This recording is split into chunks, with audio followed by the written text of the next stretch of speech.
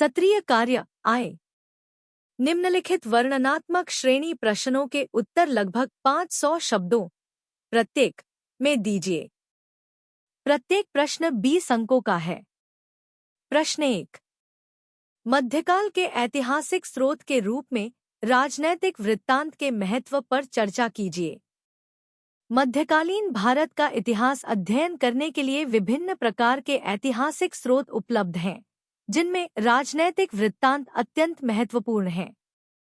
इन वृत्तांतों को मध्यकालीन इतिहास का एक आधारभूत स्रोत माना जाता है। इनमें समकालीन शासकों के कार्यों, नीतियों, प्रशासन और समाज के विवरण के साथ साथ उस समय की राजनीति, धर्म और संस्कृति का गहन विश्लेषण मिलता है।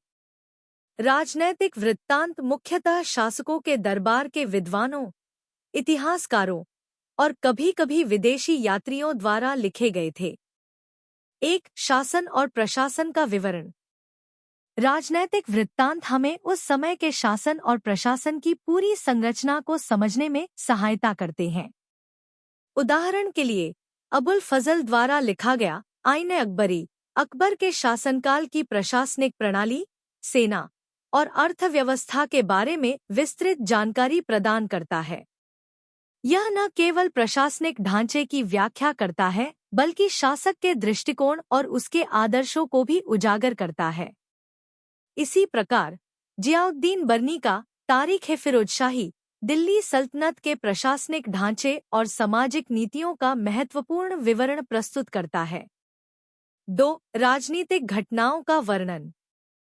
इन वृत्तांतों में युद्ध, संधियां, आक्रमण और विभिन्न राज्यों के उदय और पतन का सजीव वर्णन मिलता है।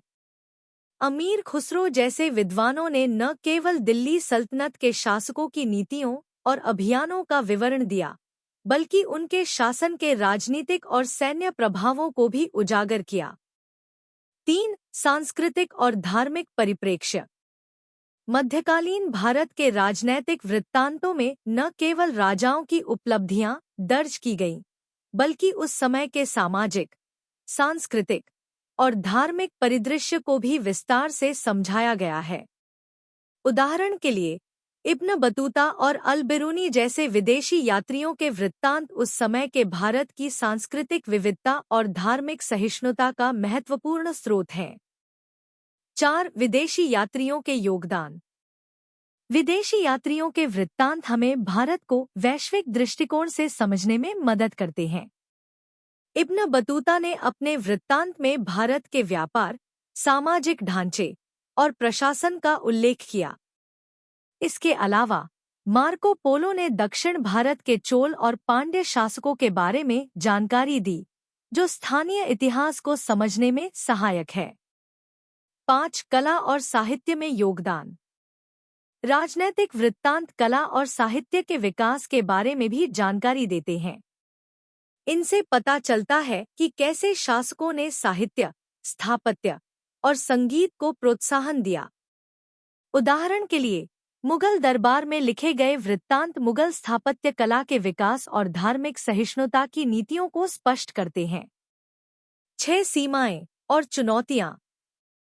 यद्यपि राजनैतिक वृत्तांत अत्यंत महत्वपूर्ण हैं, परंतु इनकी सीमाएं भी हैं। चूंकि ये प्रायः दरबारी इतिहासकारों द्वारा लिखे गए, इसलिए इनमें शासकों का महिमामंडन और प्रजा की वास्तविक स्थिति की उपेक्षा देखी जा सकती है।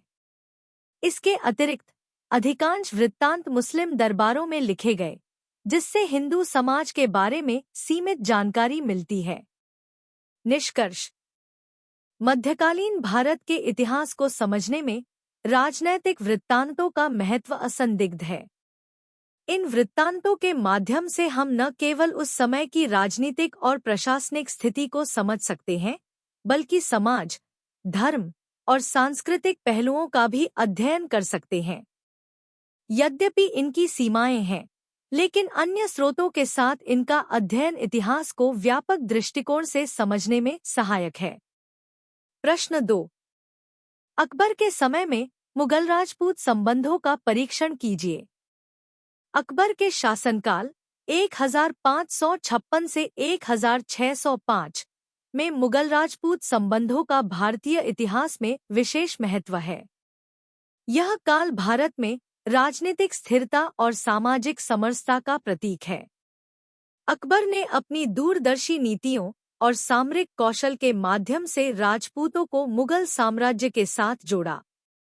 इससे न केवल साम्राज्य को मजबूती मिली बल्कि एक साझा संस्कृति की नींव भी रखी गई। एक, राजपूतों का सामरिक महत्व। राजपूतों की सैन्य शक्ति और किलेबंदी मध्यकालीन भारत की राजनीति का एक अहम हिस्सा थी। अकबर ने समझा कि राजपूतों को पराजित करना कठिन और नुकसानदायक हो सकता है। इसलिए उसने मैत्रीपूर्ण संबंध स्थापित करने का मार्ग अपनाया। 2. वैवाहिक संबंध। अकबर ने राजपूतों के साथ वैवाहिक संबंध स्थापित किए, जो मैत्री का एक महत्वपूर्ण आधार बना। उदाहरण के लिए, उसका विवाह आमेर के राजा भारमल की बेटी जोधा बाई से हुआ। इससे राजपूत समुदाय के बीच मुगलों के प्रति विश्वास बढ़ा और अन्य राजपूत राज्यों ने भी मुगलों के साथ गठबंधन किया।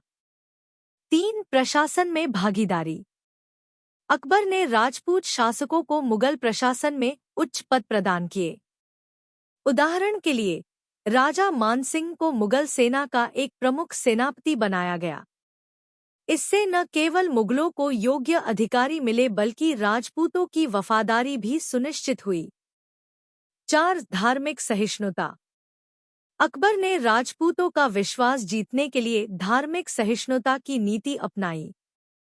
उसने जजिया कर समाप्त किया और हिंदू त्योहारों का सम्मान किया।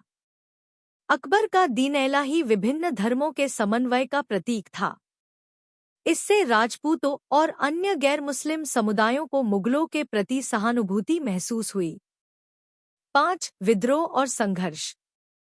हालांकि अधिकांश राजपूत राज्यों ने अकबर की नीतियों को स्वीकार किया, लेकिन कुछ ने प्रतिरोध भी किया। उदाहरण के लिए, मेवाड़ के राणा प्रताप ने अकबर के खिलाफ संघर्ष जारी रखा। हल्दी घाटी का युद्ध 1576 राजपूत प्रतिरोध का सबसे प्रमुख उदाहरण है। हालांकि इस युद्ध ने मेवाड़ की शक्ति को कमजोर कर दिया, लेकिन राजपूत स्वाभिमान को जीवित रखा।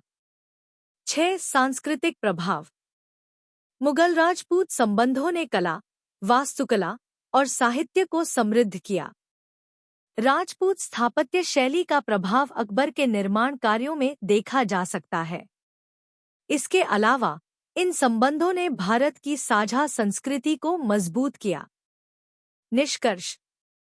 अकबर के समय के मुगल राजपूत संबंध राजनीति, संस्कृति और धर्म के एक अद्वितीय समन्वय का प्रतीक हैं। अकबर की सहिष्णुता और दूरदर्शिता ने न केवल मुगल साम्राज्य को मजबूत किया बल्कि एक साझा विरासत का निर्माण किया। सत्रीय कार्य 2। निम्नलिखित मध्यम श्रेणी प्रश्नों के उत्तर लगभग 250 शब्दों प्रत्येक में दीजिए। प्रत्येक प्रश्न 10 अंकों का है। 3. अकबर के अहम भूमि राजस्व प्रणाली का मूल्यांकन कीजिए। अकबर की भूमि राजस्व प्रणाली, जिसे टोडरमल बंदोबस्त या ज़ब्ती प्रणाली कहा जाता है, मुगल प्रशासन की एक महत्वपूर्ण उपलब्धि मानी जाती है।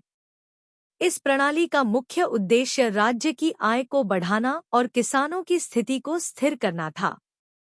मुख्य विशेषताएं। 1. मापन प्रणाली। भूमि की उत्पादकता का सही आकलन करने के लिए माप का मानकीकरण किया गया। खेतों की माप बीघा के आधार पर की गई। 2. फसल का आकलन। राजस्व निर्धारित करने के लिए पिछले 10 वर्षों की फसलों का औसत लिया गया। 3. अधिशेष का हिस्सा। किसान से उसकी उपज का 1/3 हिस्सा कर के रूप में लिया जाता था। 4. कैश या अनाज में भुगतान। किसानों को यह विकल्प दिया गया कि वे राजस्व नकद या अनाज के रूप में भुगतान कर सकते हैं। 5. किसानों का वर्गीकरण। भूमि और फसलों की उपज के आधार पर किसानों को अलग अलग श्रेणियों में विभाजित किया गया। प्रभाव। 1. राजस्व में वृद्धि। इस प्रणाली ने मुगल साम्राज्य की आर्थिक स्थिरता में योगदान दिया। 2. किसानों की सुरक्षा। किसानों को उनकी भूमि के स्वामित्व का अधिकार दिया गया, जिससे उनके हित सुरक्षित रहे। 3. प्रभावी प्रशासन। कर वसूली के लिए स्थानीय अधिकारियों और अमीनों की नियुक्ति की गई। सीमाएं। 1. सूखे और अकाल में कठिनाई। अकाल या प्राकृतिक आपदाओं के समय किसानों पर कर का दबाव बढ़ जाता था।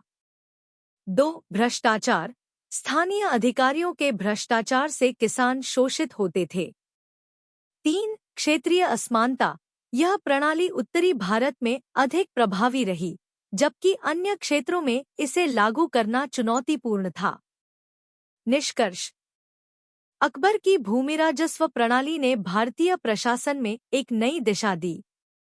यह प्रणाली किसानों और राज्य के बीच एक संतुलन बनाने का प्रयास थी। हालांकि इसमें कुछ खामियां थीं, लेकिन यह मध्यकालीन भारत की सबसे व्यवस्थित और प्रभावी राजस्व प्रणाली मानी जाती है। 4. असम में अहोम राज्य के उदय पर एक टिप्पणी लिखिए। अहोम राज्य का उदय 13वीं शताब्दी में हुआ, जब सुखफा नामक एक शान नेता ने ब्रह्मपुत्र घाटी में इस राज्य की स्थापना की। यह राज्य लगभग 600 वर्षों तक चला और असम की राजनीतिक, सांस्कृतिक और सामाजिक संरचना को गहराई से प्रभावित किया। अहोम राज्य का गठन। 1. सुखफा का आगमन। 1228 में सुखफा ने अपने अनुयायियों के साथ असम में प्रवेश किया और वहां के स्थानीय कबीलों के साथ मैत्रीपूर्ण संबंध स्थापित किए। 2. राजनीतिक विस्तार। अहोम शासकों ने धीरे धीरे पड़ोसी क्षेत्रों को अपने अधीन कर लिया और एक मजबूत राज्य का निर्माण किया। 3. प्रशासनिक संगठन। अहोम राज्य ने एक कुशल प्रशासनिक प्रणाली विकसित की, जिसमें पाइक प्रणाली के तहत प्रत्येक व्यक्ति को राज्य की सेवा करनी होती थी। अहोम राज्य की विशेषताएं। 1. धार्मिक और सांस्कृतिक समन्वय। अहोम शासकों ने वैदिक और आदिवासी धर्मों के बीच समन्वय स्थापित किया। 2. सैन्य शक्ति। अहोम सेना ने मुगलों सहित कई विदेशी आक्रमणकारियों को हराया। 3. स्वतंत्रता का प्रतीक। अहोम शासकों ने लंबे समय तक असम की स्वतंत्रता को बनाए रखा। मुगलों से संघर्ष। अहोम राज्य का सबसे बड़ा संघर्ष मुगलों के साथ हुआ। सरायघाट की लड़ाई 1671 में अहोम सेना ने मुगल सेना को हराया। यह लड़ाई अहोम सैन्य कौशल और रणनीति का उत्कृष्ट उदाहरण है। अंतिम चरण। 19वीं शताब्दी में अंग्रेजों ने अहोम राज्य को अपने अधीन कर लिया। हालांकि यह राज्य असम की ऐतिहासिक और सांस्कृतिक विरासत का प्रतीक है। निष्कर्ष। अहोम राज्य का उदय असम के इतिहास का एक महत्वपूर्ण चरण है। इसने न केवल असम की स्वतंत्रता को कायम रखा, बल्कि वहां की संस्कृति, प्रशासन और सैन्य शक्ति को भी मजबूत किया। 5. हुंडी क्या है? मुगल काल में यह मौद्रिक लेनदेन का एक महत्वपूर्ण माध्यम कैसे बना? हुंडी मध्यकालीन भारत में एक प्रकार का क्रेडिट इंस्ट्रूमेंट, विनिमय पत्र थी, जिसका उपयोग धन के स्थानांतरण और व्यापार में किया जाता था। यह वित्तीय प्रणाली व्यापारियों और साहूकारों के बीच एक भरोसेमंद माध्यम के रूप में विकसित हुई।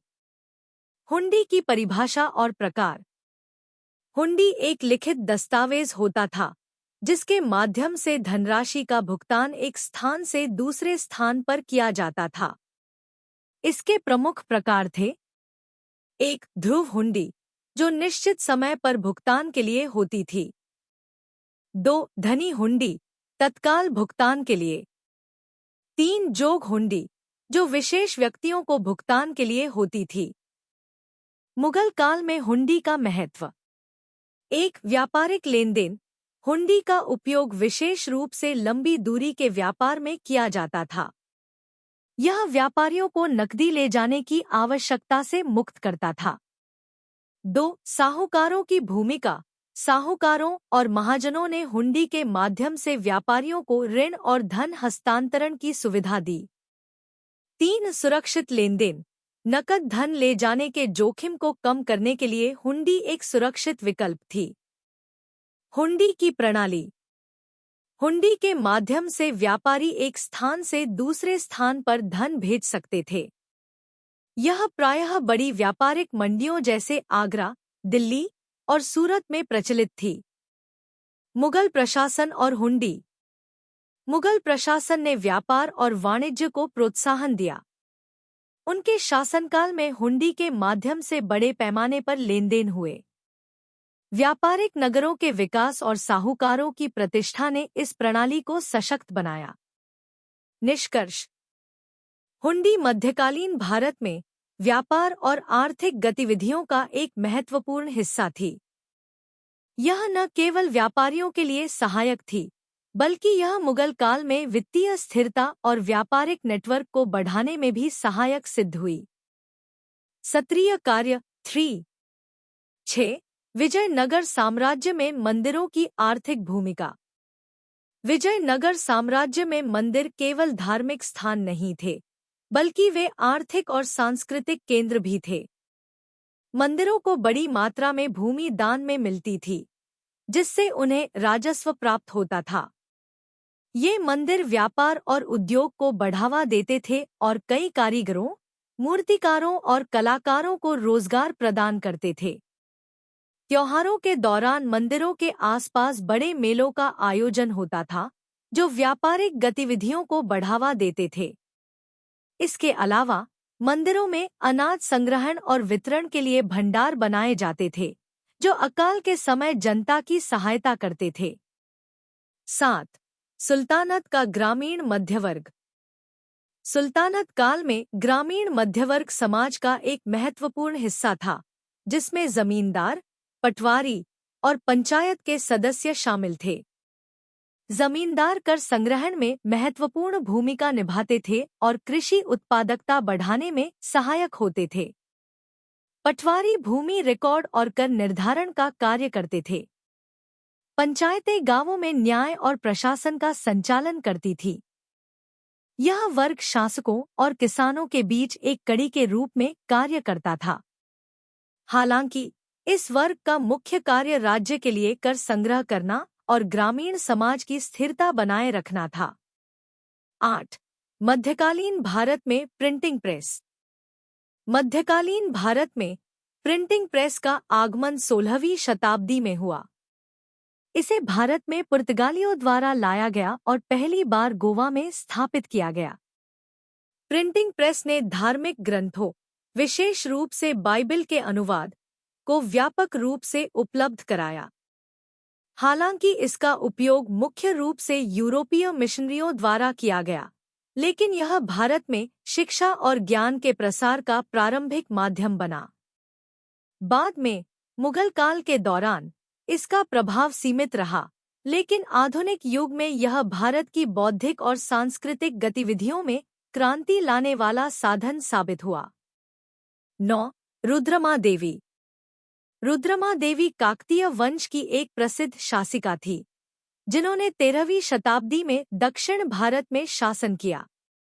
वह काकतीय राजा गणपति देव की पुत्री थी और अपनी वीरता और प्रशासनिक कौशल के लिए जानी जाती थी।